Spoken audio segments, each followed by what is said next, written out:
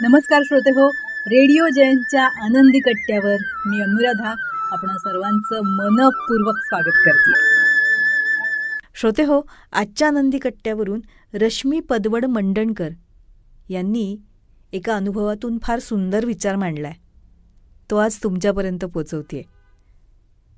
काही माणसांना कामं न करण्यासाठी जसे 1000 बहाणे असतात आणि ते त्याचा खुबीने उपयोग करून घेतात, तसंच अनेकांना परिस्थिती प्रतिकूल असतानाही कामं शोधून काढून ती करण्यासाठी हजारो कारणं आणि पर्याय माहिती असतात. असे असणारे आणि कुठल्याही कामाची लाज न बाळगता कष्ट करत त्यातून ज्ञानवर्धन करत आणि अनुभव संपन्न होत पुढे जाणारी माणसं भेटली ना की खरंच फार बरं वाटतं. काम न करणाऱ्यासाठी कामच सापडत नाही आणि काम करणाऱ्यासाठी कामाची वानवा नसतेच. आता यापैकीच काही उदाहरणं सांगायची झाली तर आता आमच्या ऑफिसला एक सिनियर आहेत. त्यांच्या उच्चभ्रू एरियात पहाटे पहाटे एक मुलगा येतो कामाला. त्याच्याकडे त्या एकाच मोहल्ल्यातली 7-8 घरं आहेत.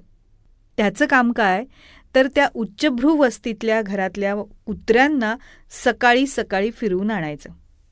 एका कुत्र्याला फिरवून आणायला 15 मिनिटं लागतात आणि या हिशोबानं 2 तासात तो त्या मोहल्ल्यातलं काम संपवतो. आता पगार आहे प्रत्येकी 2000 रुपये महिना.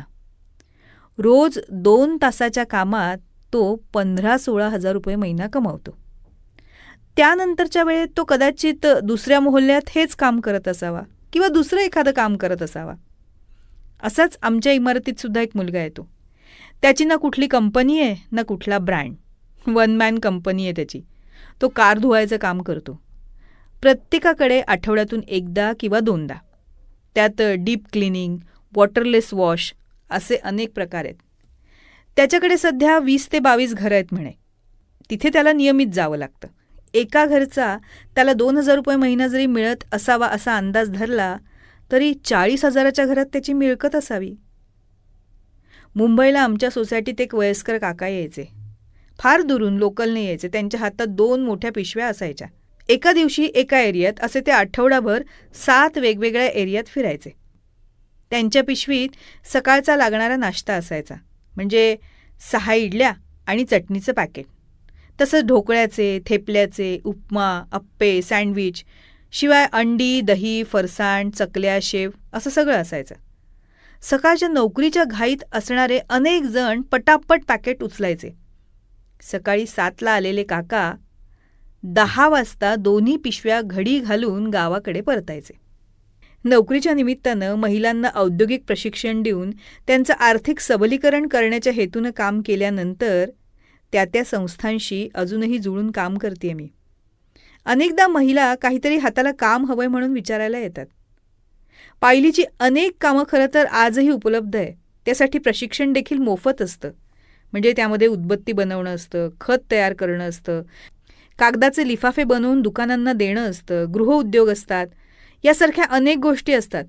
मात्र जेव्हा प्रत्यक्ष काम करायची वेळ येते ना तेव्हा महिलांना अशी छोटी छोटी कामं करायला नको वाटतात. मला आठवतं आम्ही मुंबईला राहायचो तेव्हा भिजवलेली आणि मोड आलेली कडधान्य बाजारात विकायला असायची. त्या विकणाऱ्या बायका त्यांच्याजवळ 10 भांडी मांडून 10 प्रकारची कडधान्य विकायच्या. तिच्या शेजारी निवडलेल्या भाज्या घेऊन एक आजी बसायची. नोकरी करणाऱ्या बायकांना अशी आयती भिजवलेली मोड आलेली कडधान्य, निवडलेल्या भाज्या, तोडलेल्या शेंगा, सोललेले वाटाणे, तूरदाणे, हरभरा मिळणार असेल तर त्या अनेकदा जास्तीचे पैसे द्यायलाही मागे पुढे बघायच्या नाहीत. अनेकींना मी हे करायचं सुचवलं तेव्हा अशी कामं आम्ही करणार असा आविर्भाव होता. कामाची, पैशाची प्रचंड गरज आहे. मात्र काम करणार ते टेबलावर बसून उच्च पदाचंच असं सुद्धा अनेकांना वाटतं. भले त्यासाठीची पात्रता, त्यासाठी लागणारं स्किल आपण कधीच आत्मसात करण्याचा प्रयत्न केला नसेल तरीसुद्धा. मागे आणखीन एक किस्सा ऐकला होता. हायवेवर असणाऱ्या ढाब्यांना लागणारे सोललेले लसूण, आल्याचे लच्छे असे 1-1 किलोचे पॅकेट तयार करून ग्रामीण भागातल्या काही महिला त्यांना पुरवायच्या. बघा किती सोपं आहे. रोज एका हॉटेलला 1 किलो, 5-6 हॉटेलला तेवढेच. केवळ लसूण सोलून देण्याचा हा व्यवहार आहे. आणि त्या बदल्यात जी काही मेहनत लागेल त्याचे पैसे मिळणार आहेत. कुणाला बरं जमणार नाही हा व्यवसाय? आमच्याकडे रोज एक भाजी विकणारा 22-23 वर्षाचा चुणचुणीत उत्साही मुलगा येतो. तो संध्याकाळी ठेल्यावर सिजनल भाजी किंवा फळं विकायला वेगवेगळ्या मोहल्ल्यात फिरतो. त्याच्या कामाचा USP म्हणजे तो त्याचा ग्राहक असणाऱ्या महिलांशी अत्यंत आदरानं, प्रेमानं आणि आपुलकीनं वागतो. सगळ्या त्याच्या ताई, वहिनी, आत्या, मावशी झाल्यात. कुठलीही वेगळी भाजी बाजारात आली की ले जाओ ना दीदी, तुमको पसंद है करके मैं लाया खास, अरे पैसे भी मत दो, तुम खाओगे तो मेरा पेट भरेगा, असं म्हणतो. कधी कधी 2 जास्तीच्या काकड्या उचलून एखादीच्या पिशवीत घालतो. तुम्हारे लिए नहीं, ये मेरे भांजे के लिए दे रहा हूं, उसको खिलाओ, असं म्हणतो.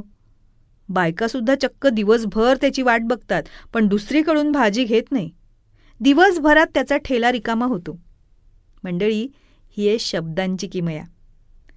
नोकरी पाण्याविषयी बेरोजगार असल्याचं लोक जेव्हा बोलतात आणि तुम्ही त्यांना काही पर्याय सुचवता, तेव्हा ते न करण्याची त्यांच्याकडे अनेक कारणं असतात.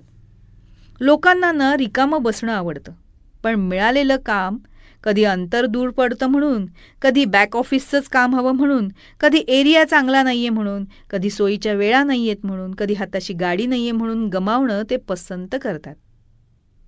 पण मंडळी, कुठलीही लाज न बाळगता जरा जास्तीचे कष्ट घेऊन जे मिळेल त्या कामातून ज्ञान आणि अनुभव वाढवून पुढे हवं ते मिळवण्यासाठी प्रयत्न करणारी माणसं खरोखर वेगळी असतात. आणि अशीच माणसं आयुष्यात स्वतःची आणि आपल्या कुटुंबाची प्रगती साधू शकतात. काय पटतंय ना? हा होता आनंदी कट्ट्यावरचा आजचा सुंदर विचार. तुम्हाला तो कसा वाटला याविषयीची तुमची कमेंट बॉक्समध्ये नक्की लिहा. आणि त्याचबरोबर रेडिओ जयंतचे दर्जेदार कार्यक्रम ऐकण्यासाठी रेडिओ जयंत लाईक करा, शेअर करा आणि सबस्क्राईब करा. रेडिओ जयंतचं सबस्क्रिप्शन फ्री आहे. आणि त्याचबरोबर नोटिफिकेशनसाठी बेल आयकॉनवर क्लिक करायला सुद्धा विसरू नका.